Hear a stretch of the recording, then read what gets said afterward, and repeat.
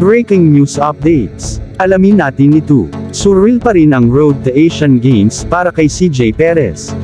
Manila, maraming dahilan ang Gilas Pilipinas para ipagdiwang ang kanilang pagkapanalo ng gintong medalya sa 19th Asian Games sa Hangzhou, China. Ang squad ay hindi lamang nakabangon mula sa hindi magandang pagpapakita sa 2023 FIBA World Cup kundi binigyan din ng Pilipinas ng unang ginto sa 5-on-5 basketball sa loob ng 61 taon.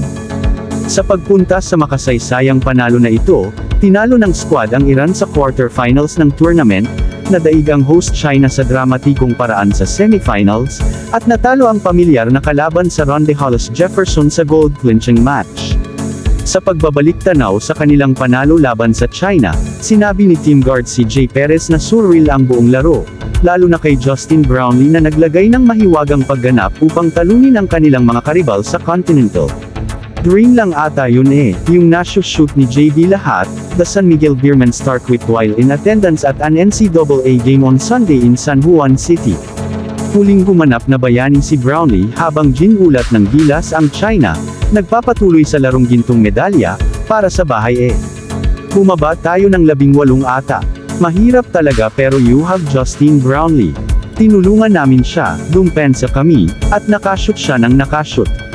Binigay sa amin ni Lord yung panalo, so sobrang swerte, he added. Pag-aaralan na ng mga anak namin yun. Pag-uusapan namin yun, yung tatay mo kasama ko doon. Sabi ng TNT tropang Giga Star. Nagbakasyon na, nanalo pa, both players added. Samantala, nagpahayag din ng kagalakan ang iba pang Gilas stars sa pagkapanalo nila sa kanilang social media accounts. Salamat sa bansa, sa aking mga kasamahan sa koponan, sa mga coach, at sa organisasyon sa pagtitiwala sa akin at pagpili sa akin na maging bahagi ng grupong ito. Ang Diyos ay magaling.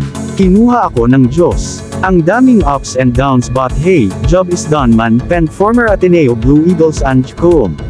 Sinalamin ng Ginebra star na si Scotty Thompson ang komento ni Aftana kung paano siya nasasabik na ibahagi ang karanasang ito sa kanyang anak. Walang hanggang pasasalamat sa guidance, Lord. Isang kwentong may iwan ko sa mga anak ko habang buhay. Anak, kasama ako dyan.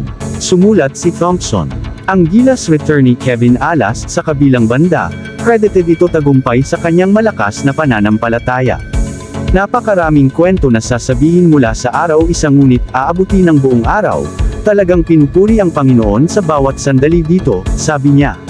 Para sa akin, ang naging espesyal at sulit sa paglalakbay na ito ay ang pagbabahagi ng Ebanghelyo at pakikipag-usap tungkol sa Panginoon sa ilan sa aking mga kasamahan sa koponan.